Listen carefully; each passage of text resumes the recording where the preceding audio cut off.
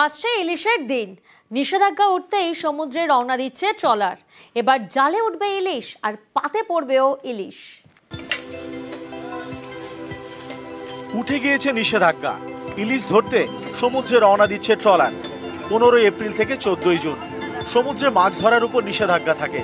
এই নিষেধাজ্ঞা উঠতেই গভীর সমুদ্রে শুরু ইলিশ অভিযান। বাঙালির পাতে ইলিশে স্বাদে আহ্লাদে, ভাজা ভাপা সর্ষে, লাঞ্চ ডিনার ইলিশে ইলিশে। কাকদ্বীপ, নামখানা, সাগর, ফ্রেজারগঞ্জ শনিবার এসব জায়গা থেকে রওনা দেয় একের পর এক ট্রলার। ভগবানের কৃপায় যা ওয়েদার আছে, ইলিশ মাছের তো আমরা আশাই করি, না হলে আমরা খাবো কোথার থেকে। ওই জন্যই বলছি, বর্ষা যেভাবে আছে মনে হয় ইলিশের মৌসুমটা ভালো আশা করা যায়। আর কয়েকদিন পরেই দক্ষিণবঙ্গে বর্ষা। মৎস্যজীবীদের বক্তব্য, ভালো বৃষ্টি হলে বেশি পরিমাণ ইলিশ জালে উঠবে। আবহাওয়া দপ্তর থেকে বলাই হয়েছে যে একটু বেশি বৃষ্টি হবে। বৃষ্টি আমাদের বিজনেসটার সঙ্গে খুব রিলেশন আছে এবং আমাদের ইলিশের জন্য ভালো।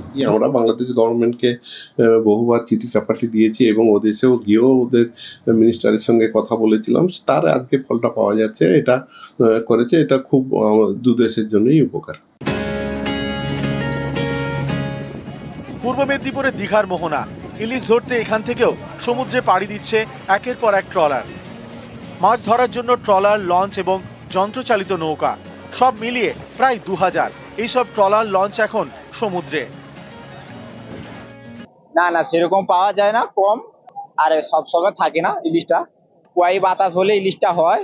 হ্যাঁ, আশা আছে ইলিশটা মানে আগামী বছর যেরকম হয়েছিল এবছর সেরকম হবে, আশা আছে। দীঘা, মোহনা এবং আমাদের তাজপুর থেকে শুরু করে শঙ্করপুর, মন্দারমণি, বিভিন্ন ছোট নৌকা থেকে শুরু করে ট্রলার, লঞ্চ, তারা মৎস্য আহরণের জন্য তারা অলরেডি প্রস্তুত হয়ে গেছেন এবং বেরোচ্ছেন।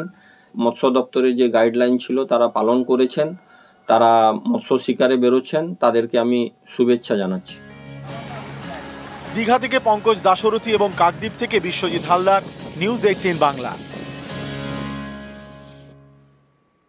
আর আমার বাংলা এবার শেষ করব কুলতলির বাঘ সুন্দরবনে। সেই ছবি আপনাদেরকে দেখাবো।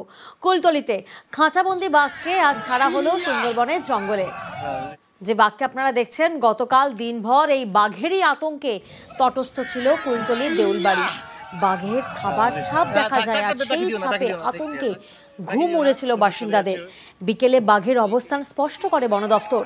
এলাকা ঘিরে খাঁচা পেতে শেষমেশ আজ ভোর রাতে বাঘকে বন্দি করা হয় আর দুপুরে সেই বাঘটিকে ছাড়া হয় সুন্দরবন ব্যাঘ্র প্রকল্পে চামটা 4 নম্বর জঙ্গলে।